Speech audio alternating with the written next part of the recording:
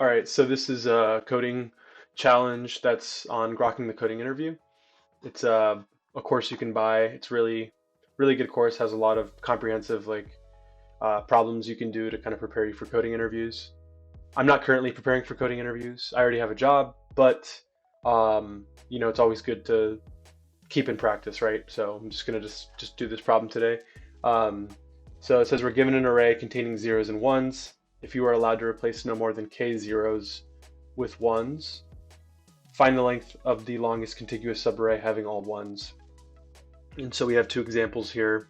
Um, we have an array and we have an integer k of 2.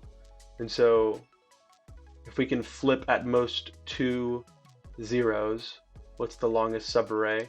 So if we flip this 0 to a 1, and if we also flip this 0 to a 1, then that will give us a subarray of length 6, which is the answer.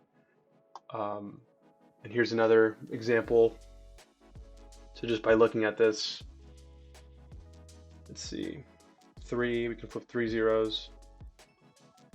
Yeah, just by looking at it, it looks like this is going to be the longest subarray because we can flip these 2 zeros and this 1 0, which would give us 9. Okay. All right, so how can we go about kind of breaking this problem down? Yeah, one of the first things I like to do during problems like this, of course, is ask clarifying questions. It's always important to communicate with your interviewer and show them that you're thinking about edge cases or about handling certain input cases, right? So any questions like, should we account for error handling? Should we maybe include any cases where we have invalid inputs? Should we be checking the types of the inputs to ensure that we have like valid arguments passed in? Stuff like that. Those are good questions, and maybe questions centered around the constraints of the inputs. Maybe is there a certain constraint on the length that we can have? Are we designing this algorithm for scale? Is this going to be, these are just good questions to kind of signal to your interviewer that you're thinking in terms of scale and you're thinking outside the box, sort of. By the way, I haven't done this problem ahead of time or anything, so I'm kind of just jumping into it. I've done this problem a few months ago, but I decided to kind of go over this whole set of these whole set of problems again and just do it in Python because I'm used to JavaScript. So I think it'd be a great opportunity to sort of learn Python. Anyways, so just by looking at this, the reason why we were able to find that it was 9 was because we were able to, this was a window, right? And so if I were to break this problem down, immediately the pattern that I want to kind of gravitate towards is sliding window, because we're trying to find the maximum window in which we have the longest or subarray with all ones, right? So zoom in a little bit here. Cool. So if I have a sliding window approach, we know that we have like a window start variable, and then we also have like a window end variable, right? And we're also keeping track of our length, of course. So I can just we'll start with length equals 0, right? So yeah, we have our 2 pointer variables, right? And so the goal here is to expand our window as much as we can until we reach the point where we've hit k elements that are 0, basically, because we're only dealing with zeros and ones here. So this is a 0, of course. Starting with this first 0th index, we have a 0. So what we can do, I'm thinking, is we can kind of keep track of the number of zeros that we have within our window, right? So I can have a variable like number of zeros. And so this will be initially 0, right? But because the first element in our array is a 0, so we'll increase that to 1, right? And what we'll do is basically just keep expanding our window. Now we're on a 1, so we don't have to worry about that. Now we're on a 0, we do have to worry about that, so we increase to 2, and expand again, we hit another 0, we increase to 3, and of course 3 is now equal to 3. So what we can do is basically jump to the next element, and this is valid because we have a 1. Basically, we can't flip any more zeros because we've already hit the max number of zeros we can flip. All the while, we're still updating at every iteration of a valid window. We need to update our length variable. So now we have a length of 6 because we can flip this 0 and this 0 and this 0. And now we have 6 elements here, right? But then we're going to hit this 0, right? But we've already hit the max number of elements that we can change. So what we need to do is we need to shrink our window, right? We can't record 7 as our max length because it's not valid. So we need to shrink our window. And so what we'll do is increase our pointer by 1, or starter pointer by 1. And we do need to account for the fact that this was a 0. And because 1 0 is leaving the window, we can basically decrement our number of zeros by 1. So now basically within this window, we have, okay, wait a second. So I'm kind of stepping over myself here. So let me just take a step back real quick, sorry. So here we're at 3, but technically we just landed on this next 0, which would have put us at 4. But now that we've exceeded, like surpassed k, that's when we need to sort of shrink our window. So we exit this 0, we increase our window start pointer, and we're basically leaving a 0. We're leaving a 0 behind, so we can decrement that to 3.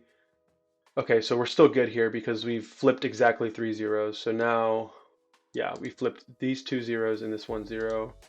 And so now we can record the length of this window and take the max of the existing length that we had and this one, which is going to be 6 still, right? So then we just continue, and then we have a 1, so we're good here. We're still within bounds, right? So 7, and then still within bounds. That's not a 0, so we go to 8, and then we go here. And because it's a 0, of course, we're going to increment our number of zeros to 4. We've exceeded the k value, and then we are going to shrink our window.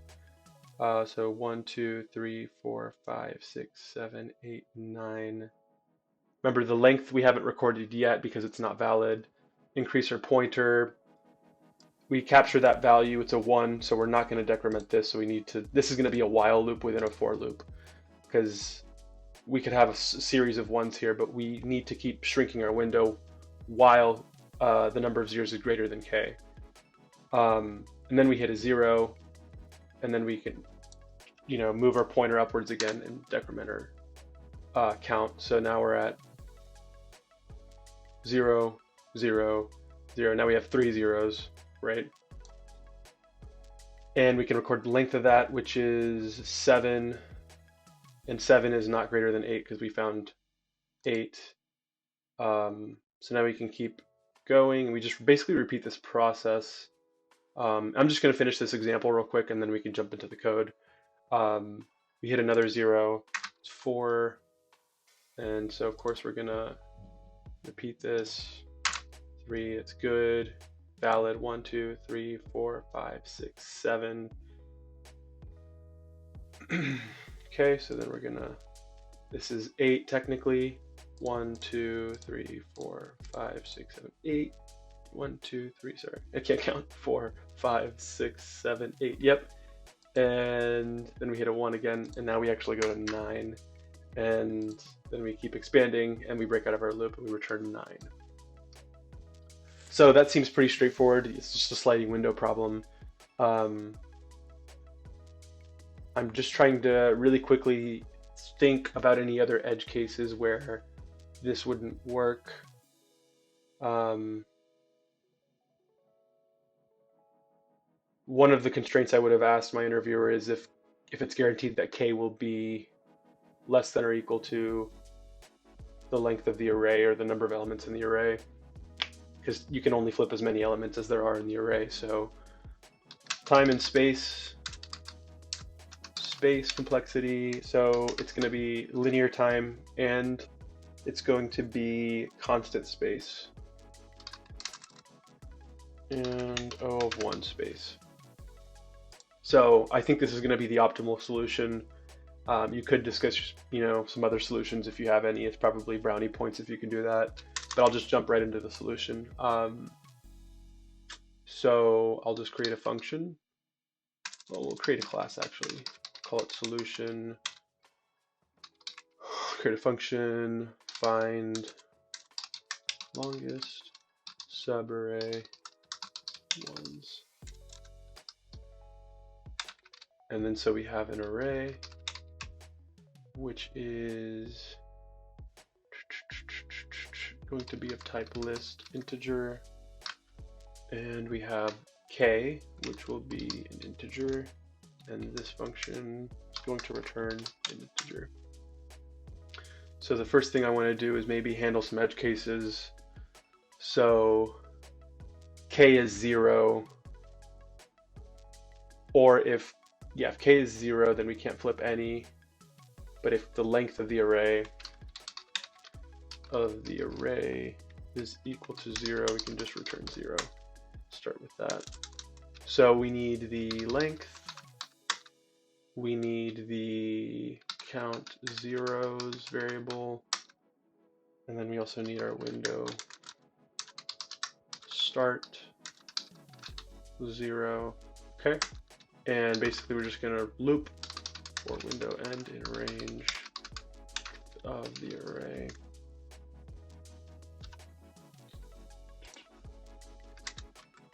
I'm going to capture the current element equals array of window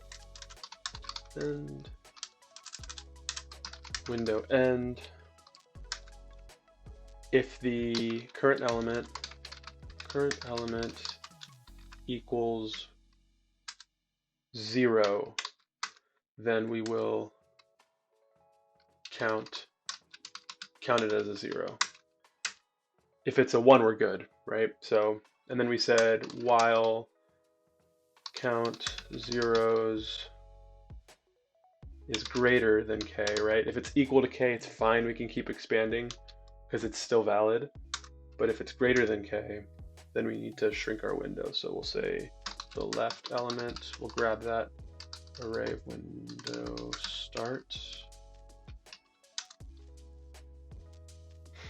And then we know that we're going to eventually increment that variable, right, and shrink our window.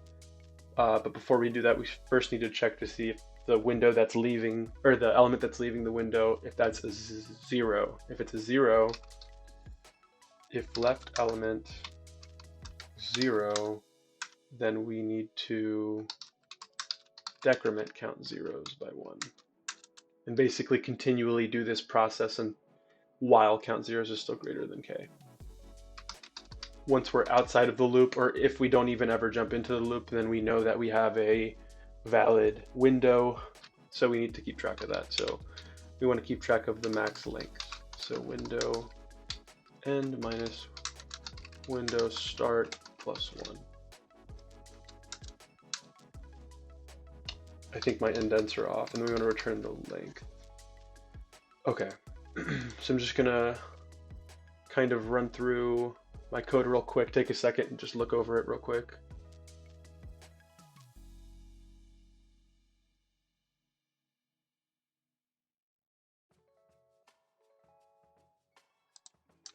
Okay, I'm just gonna run a test case real quick.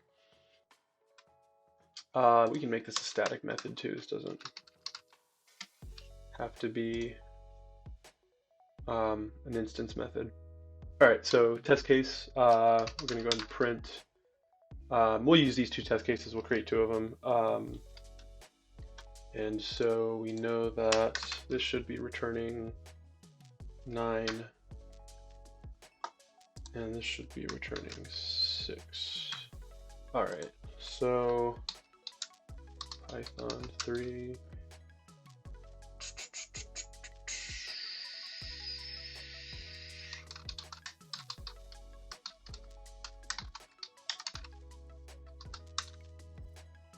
Okay, cool. Yep, that's all I have for today. I'm aiming to do, at least 3 of these problems per week. And I think, recording them is going to be good to sort of maybe show you a different way of solving this problem. And also it's just good, to look back on these videos and see where I can improve. So thanks for watching.